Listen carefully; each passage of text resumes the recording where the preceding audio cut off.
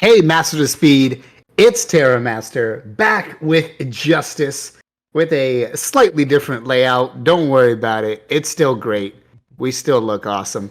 Um, here today on this Thursday with a very, very special type of prediction, and that is the prediction for the 40 extra cards, not in any one character's deck, that are going to be in the Duelist of Shadows box. And we have these sorted by archetype. So, Jess, is there anything you want to say before we get rolling here? Yeah, really excited to have a not worst case scenario on Thursdays. I think it's time. That's right. Thursday has been disrespected for long enough. So let's get right into the cards here. We've got our good Gear Town target has finally arrived in Speed Duel if this happens. This is Ancient Gear Gadgetron Dragon. Normally only a 3000 beater, but when you're special summoning it from deck, that's all you need him to be. Yep, exactly. We get a good Gear Town target. Not the best one, because we're not giving a Reactor Dragon, because we're not that crazy. But this is still good. Yep. Next up, continuing Ancient Gears, we have Ancient Gear Wyvern.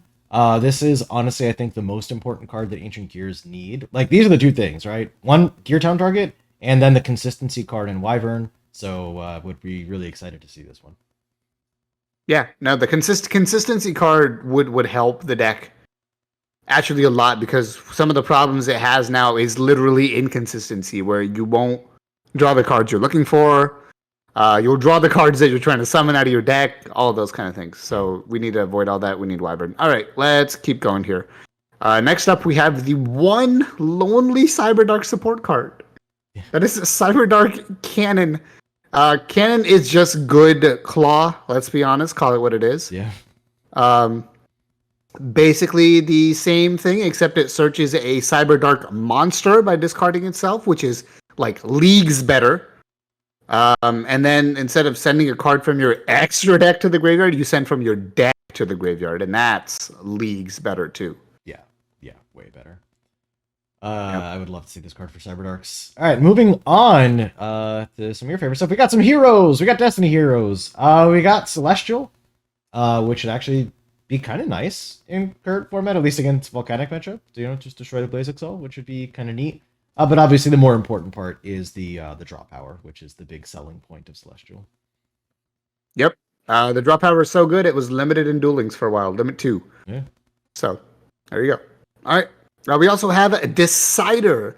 Decider is cool because your opponent can't attack it with level 6 or higher monsters. So, Cyber Angels, come at me, bro. In addition, when it's normal summoned, during your end phase, you get to recycle a hero from your graveyard. So, nice little +1. And that annoying Zoma Despair your opponent has when it tries to damage you, Decider says, no thank you. It also, here's a +1. Not to take effect damage. Nice. Well played, well played. Yeah, then we have Drill Dark, which is the way that you're going to Xyz summon with, alright, anyway. I guess just the way that you're going to flood the board a little bit, but yeah, getting the extra summon off of Drill Dark's effect is nice, and the piercing battle damage, not super relevant, but, doesn't hurt. Yep. And what better way to cap off Destiny Hero support than to give us the card we've been missing to make specifically Malicious good, and that is Destiny Draw. Destiny Draw would make Malicious good. It would make Dragoon decks a little bit better. Destiny Draw is, I think, needed if any kind of Destiny Hero strategy is to see any kind of competitive play. Yep, completely agree. And before anyone says in the comments, yes, I know we already have Destiny Draw. No, it isn't this. Be quiet. All right, and to finish off our hero support, we have Miracle Fusion, something that we were honestly a little surprised we didn't get in midterms, either as a card or a skill. But yeah, e-heroes are real bad, so let's give them some help here. Look, can I just mention it's also thematic, because Jaden literally won his duel against the final Shadow Rider by, like, what is it? Plot armoring this card into existence. Right. So, yeah. So yeah, it's thematic, and we need it. There you go. There you go. All right. Next up, we have. I'll take 3 at once here. Yeah. We have green, red, yellow. The gadgets. They basically search for each other when they're normal summoned. So it's kind of how you make a very good like resource management value deck that will constantly plus, and you just win the game by controlling the game constantly because you have more resources than your opponent. Yeah, and current speed duel card pool probably doesn't really let you take advantage of that, which is why later on you're going to see some cards that are going to help with that. Moving on to Solidarity. It's a continuous spell. It's not like huge, but it's just something that can be kind of cool and did see play in older formats. Yeah, so when you're using a mono type deck, then it's just nice 800 attack point boost for all of your monsters, really. So that's kind of neat. Yep, I always like Solidarity. All right, moving on, we got some floaters here for you. Starting with the Wind Floater. That is Flying Kamakiri number 1. This is just a wind floater as Giant Rat is to Earth monsters. Yep. So not really too much to say otherwise. Yeah. And, I mean, we have the rest of them, right? We have Shining Angel, we got Mother Grizzly. It's really just kind of filling out our floater pool, except for Mystic Tomato, because obvious reasons. Right. Yeah. Not much to, yeah. All right. Cool. Those are the floaters. Yeah, we're just trying to kind of give you more options, more variety on what kind of a deck you want to play. And floaters give you something to throw into any deck that uses that attribute. Yeah. So, but guys, Shining Angel can float into DD Warrior Lady. Good. Yes. That's fine. Yep. Or anyone's like freaking out about it, like that's okay. Yep, that is literally completely fine. Okay. Cool. Let's move on. Yep. What do we got here? We got here. This is a Tree-born Frog. That's right. Frog Monarchs are coming to Speed Duel if we're somehow 100% correct on this. Yeah, Tree-born Frog is amazing. If you have no back row, it just reborns itself. Ha, Treeborn, reborn. Get it? I finally see what you did, Konami. How I've been blind for so many years. This is brilliant. This is genius. Also, why did I say Frog Monarchs, Justice? Oh, gee, I don't know. Maybe it's because we got some Monarchs. Yeah, I'm just gonna take some Monarchs real quick. That's cool with you. Yeah. We know what these do. Monarchs, actual Monarchs, not fake Monarchs, like people in Speed Duels call every single tribute monster a Monarch. I hate it, and I'm not down with it. But I am down with real Monarchs. So we've chosen the ones that we want carefully here. We have left out some, as you can see. But Mobius is great for back row removal. Ryza's just real good for getting rid of any one thing and also burning your opponent's draw. Speaking of burn, the fire. Thestalos, good hand control. And my personal favorite, because it was the first one that I ever used. I used Zaborg before people thought it was good. People thought it was bad when it first came out because they're fools. And I used it, and I won games with it, and it was great. People are like, oh, but if your opponent doesn't have any monster, then it'll just blow itself up. It's like, okay, well, then don't summon it then, idiot. That was, you think I'm joking, but that was actually the argument people used against Zaborg back in the day, and these are like good players making this argument, so just shows you how thinking evolves. But yeah, these are fun cards. They're obviously very good for, current card pool, but if you get a lot of good stuff, then these are like decent cards. They're not insane overpowered, but they are good, and I would like to see them. Same. All right. This is a confirmed card, so I'm gonna kind of just skim over it here. This is Legendary. We actually put this in this list before it was confirmed, right? Huh? I think we actually included this before it was confirmed, right? Before we knew it was going to be in. Yes, we did. We did. Yeah. So, we got another prediction right. Let's go. We did. Yeah. So we got some rocks here. We had this is our rock section, as you can see. That's all it is, just rocks, nothing else. Yeah. Yep. We got Legendary Jiu-Jitsu Master. We got Dwayne the Rock Johnson. Wait, no, that's not right. Oh, okay. We've got the Dark, the Earth, and the Light. The 3 Hex Sealed fusions, which can all cheat out the attribute that they are. That attribute monster from your fusion deck. I hope I explained that right. And other than that, they're just rocks because we have Dark Gaia in our Supreme Case Best King. What? Yes. Supreme King if you haven't yet, please do watch the Supreme Case Best King video. You sure enjoy it. Yep. All right. Moving on, a card that apparently way too many people are scared of in the Speed Duel community, but something that we both agree will be very good for the game is Chaos Sorcerer. Chaos monsters are fun. And if you don't believe me, look at the number of people trying to make like Loud Cloud and even Frost and Flame Dragon work. Yeah. Yeah, Chaos Monsters are fun. And, we're not suggesting BLS Envoy at the beginning, even though I'd totally be down for that. But, Chaos Orc is a good middle ground. It's definitely powerful, but it's not, insane when you the game on the spot levels of power. So this would be a super fun card to have in the card pool. Yeah, for sure, 100%. I would love Chaos Sorcerer. Look, one of the other things is it balances itself with its own effect. Yeah. We don't have Prio anymore, like we did back in GOAT, Yeah. right? So it's vulnerable to like Floodgate or Book on Summon or things like that. Then, if it actually uses its effect, it is by itself saying, "Oh, but I don't get to attack this turn, so you're not doing damage with me." So it balances itself. It's fine. It's self-balancing. Yeah. All right, next card. What do we got? Yep. We got Abyss Soldier. This for all. We always throw something in for the water lovers out there. And I myself love water. It keeps me alive. So this is Abyss Soldier. You discard a water monster. You bounce something. Fusion monsters. Eat your heart out. Cyber Angels. Yeah, protect yourself from this with your ritual spell. You silly fairies. Got him. All right. Yep. I'm gonna take two, and I think actually you can take two after that. I'm gonna take Fisher and Smashing Ground together. These are just two different forms of spot removal. This is lowest attack. This is highest defense. Tara and I have been advocating for spot removal for a long time now. You've probably heard us say spot removal more times than you ever thought you would. So I'm just gonna say spot removal, spot removal, spot removal. There you go. Keep a count. Drinking game, fun drinking game. Team JDG videos. How many times do they say spot removal? But there you go. These are cards that we need. That would be very beneficial to the game. That are not overpowered, and we want them. I will say, if you started playing the spot removal drinking game before this video started, I apologize for the condition you're in currently. Okay, but yeah, there's nothing else to say on those. I would love to have those cards that are spot removal. Okay, moving on to the next two cards here. We've got Red Eye Zombie Dragon and Zombie World.